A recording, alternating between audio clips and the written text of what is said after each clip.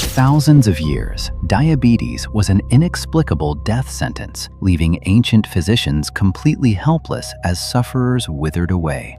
The earliest written record of diabetes appears in the Egyptian Ebers Papyrus of 1500 BC, describing a mysterious disease causing rapid weight loss and excessive urination. In the 1st century AD, Greek physician Aretaeus of Cappadocia coined the term diabetes, meaning to pass through, describing the body as a siphon where flesh melted into urine. Ancient Indian physicians Sushruta and Charaka noted that sweet urine attracted swarms of ants, naming the affliction Madhumeha, or honey urine disease. In 1674, English physician Thomas Willis added the word mellitus, Latin for honeyed, after personally tasting the sweet, sugary urine of his diabetic patients. Physician Matthew Dobson later proved in 1776 that the sweetness came from real sugar dissolved in both blood and urine, confirming a systemic metabolic crisis. For centuries, diagnosis was a grim death sentence. Patients suffered relentless, agonizing thirst while their bodies slowly starved from within. In 1869, German medical student Paul Langerhans discovered mysterious clusters of unmapped cells scattered throughout the pancreas, though their function remained an absolute mystery. A major breakthrough occurred in 1889 when Oskar Minkowski and Joseph von Mering surgically removed the pancreas of a healthy dog in Strasbourg. They noticed swarms of flies attracted to the dog's urine, realizing that removing the pancreas had instantly induced severe, fatal diabetes. This proved for the very first time that the pancreas harbored an essential substance capable of controlling blood sugar and preserving human life. Scientists across Europe scrambled to extract this elusive pancreatic substance, but every early attempt yielded highly toxic, fever-inducing extracts. In Romania, Professor Nicolae Paulescu isolated a promising pancreatic extract he called pancrean in 1921, but World War I halted his human clinical progress. By the early 1920s, children diagnosed with type 1 diabetes had a heartbreaking life expectancy of less than a year after symptoms appeared. Dr. Frederick Allen and Dr. Elliot Joslin developed the only known treatment at the time, a severe, extreme starvation diet. Patients were restricted to as little as 400 calories a day, eliminating all carbohydrates to stop sugar from overflowing into their urine.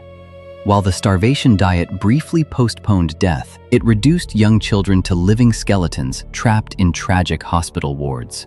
In London, Ontario, a young Canadian orthopedic surgeon named Dr. Frederick Banting was struggling to build a viable medical practice. Late on the night of October 31, 1920, Banting was preparing a university lecture on carbohydrate metabolism and pancreatic function. He read a research article by pathologist Moses Barron showing that gallstones blocking the pancreatic duct destroyed digestive cells while preserving the islets of Langerhans. Unable to sleep, Banting woke up at 2 a.m. and scribbled a legendary 25-word hypothesis in his bedside notebook. He theorized that ligating the pancreatic ducts would destroy digestive enzymes first, preventing them from destroying the precious internal secretion during extraction. Driven by his radical idea, Banting traveled to the University of Toronto to pitch his experiment to Professor John MacLeod, a world authority on diabetes. MacLeod was initially skeptical of the untrained surgeon, but agreed to give him a small lab, 10 test dogs, and a student assistant for 8 weeks. A simple coin toss between two medical students, Charles Best and Clark Noble, decided that 22-year-old Charles Best would join Banting in history. In May 1921, Banting and Best began their grueling work in the hot, poorly ventilated attic room assigned to them at the University of Toronto. They performed surgeries to ligate the pancreatic ducts of test dogs, waiting weeks for the digestive tissue to degenerate completely. After 7 weeks of frustrating setbacks and dog fatalities, they successfully extracted a clear fluid from an atrophied canine pancreas. On July 30th, 1921, they injected this extract into dog 410, a diabetic dog slipping into a fatal coma. Within hours, the dog's blood sugar dropped dramatically, restoring its vitality and proving the extract contained active glucose-lowering substance. They named the extracted hormone iletin, derived from the islets of Langerhans where it was produced. To maintain a steady supply of pancreases without killing test dogs, Banting realized they could harvest organs from unborn calves at local abattoirs. The fetal calf pancreases contained high amounts of iletin without the destructive digestive enzymes, yielding far more effective extracts. Impressed by their preliminary results upon returning to Toronto, Professor MacLeod reassigned his team to focus entirely on the project. MacLeod officially renamed the active substance insulin, from the Latin word insula, meaning island. Realizing the crude extract was too impure and dangerous for human use, MacLeod invited brilliant biochemist James Collip to join the team in December 1921. Collip worked tirelessly to develop a chemical purification technique using varying concentrations of alcohol to filter out toxic impurities. On January 11, 1922, 14-year-old Leonard Thompson became the first human patient to receive an insulin injection at Toronto General Hospital. The initial test failed. The extract was still impure, causing severe allergic reactions and abscesses while barely lowering his blood sugar. For 12 intense days, Collip refined the extraction process around the clock until he achieved an unprecedented level of chemical purity. On January 23, 1922, Leonard received a second round of injections with Collip's refined insulin, yielding an immediate and astonishing success. His blood sugar plunged to normal levels, his urinary sugar vanished, and the dying boy rapidly regained his strength and appetite. The team then treated other terminal children in the hospital ward, watching them miraculously awaken from diabetic comas. Wards previously filled with dying children turned into scenes of joy as patients recovered their health within days. Word of the miraculous cure spread globally, leading to a massive surge in demand from desperate families around the world. Among the early patients was Elizabeth Hughes, daughter of the U.S. Secretary of State, who made a dramatic recovery after arriving in Toronto weighing under 45 pounds. To ensure insulin would be available to everyone in need, Banting, Best, and Collip sold their patent rights to the University of Toronto for just $1 each. Banting famously stated, "Insulin does not belong to me, it belongs to the world." In 1923, Frederick Banting and John MacLeod were awarded the Nobel Prize in Physiology or Medicine for the discovery of insulin. Demonstrating immense integrity, Banting shared his prize money with Charles Best, while MacLeod shared his with James Collip, honoring all four discoverers. Despite the triumph of insulin, type 1 diabetes remained a lifelong condition requiring daily management and continuous vigilance. Early insulin extracts were short-acting, forcing patients to endure multiple painful injections every single day and night. In 1936, Danish researcher Hans Christian Hagedorn made a major breakthrough by adding protamine to prolong insulin's action in the body. Later, the addition of zinc created NPH insulin, allowing patients to achieve stable blood sugar levels with far fewer daily injections. For decades, global production depended entirely on harvesting pancreases from millions of slaughtered pigs and cattle. As the global population grew, scientists feared a catastrophic future shortage of animal pancreases to meet patient demand. In 1978, a revolutionary breakthrough occurred at Genentech using emerging recombinant DNA technology. Scientists successfully inserted the human insulin gene into E. coli bacteria, creating the world's first synthetic human insulin. Marketed under the name Humulin in 1982, synthetic insulin eliminated allergic reactions to animal proteins and secured an infinite supply. Simultaneously, delivery methods evolved dramatically, from heavy glass syringes to portable, convenient insulin pens in the mid-1980s. Continuous subcutaneous insulin infusion pumps were developed, providing automated, precise dosing around the clock. blood sugar testing transformed from cumbersome urine chemical tests to instant home finger prick glucose meters in the 1970s and 80s.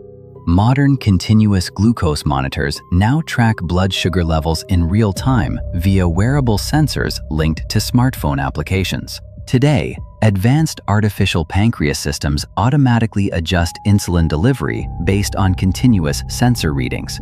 Researchers are now developing ultra-rapid acting insulins and weekly basal injections to further ease the daily burden. Stem cell therapy offers the promising possibility of regenerating functional, insulin-producing beta cells inside the patient's own body. Encapsulation technology protects transplanted islet cells from immune system attacks without requiring harsh immunosuppressants. Despite remarkable technological leaps, equitable access to affordable insulin remains a severe global crisis today. Millions of patients in developing nations still face crippling costs and supply chain vulnerabilities for life-saving medicine. Advocacy organizations worldwide continue to demand price transparency and universal access to insulin for every human being. Banting's original vision of selflessness remains a guiding light for medical ethics and global public health.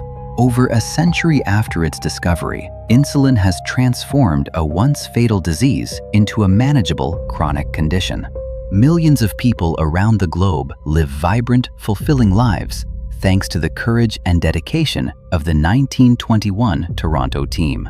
The story of insulin stands as one of the greatest medical achievements in human history, saving countless millions of lives. From a dark death sentence to a modern miracle of science, the journey continues toward a permanent cure for diabetes.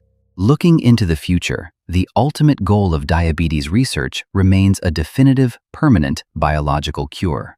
Scientists are exploring advanced gene therapy techniques to reprogram liver cells into functional insulin producers. CRISPR and precision gene editing tools offer unprecedented opportunities to correct the underlying autoimmune response. Smart insulin molecules are being engineered to automatically activate only when blood glucose levels rise above normal. Immunotherapy trials are working to halt the autoimmune destruction of pancreatic beta cells before symptoms even appear. Advanced bioprinting technology aims to fabricate fully functional, personalized human pancreatic tissue in laboratories. Artificial intelligence algorithms now predict blood sugar fluctuations hours in advance, giving patients proactive control. Microfluidic implantable chips are being tested to deliver microscopic, continuous doses of insulin without external devices. Early detection biomarkers allow doctors to identify at-risk individuals years before clinical diabetes onset. Oral insulin formulations and inhalable powders are continuously refined to eliminate needle injections entirely. Global health initiatives strive to dismantle economic barriers and establish insulin as a fundamental human right.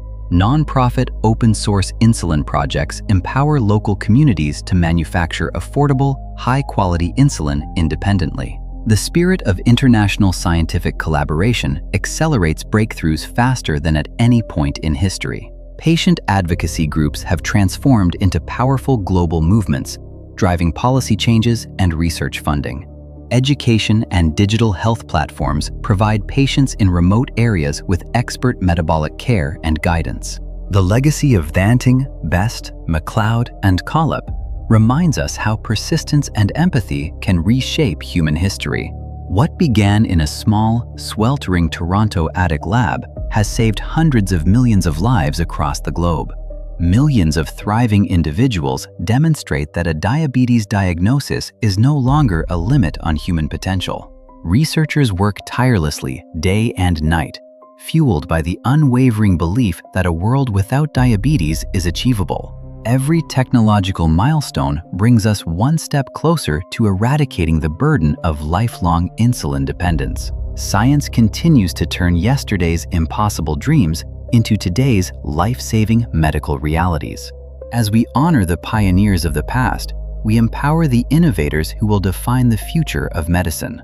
Hope shines brighter than ever for millions of families living with diabetes in every corner of the world. The story of insulin is an enduring testament to human ingenuity, compassion, and relentless scientific progress. Together, humanity marches forward into a healthier, brighter future where diabetes will finally belong to history.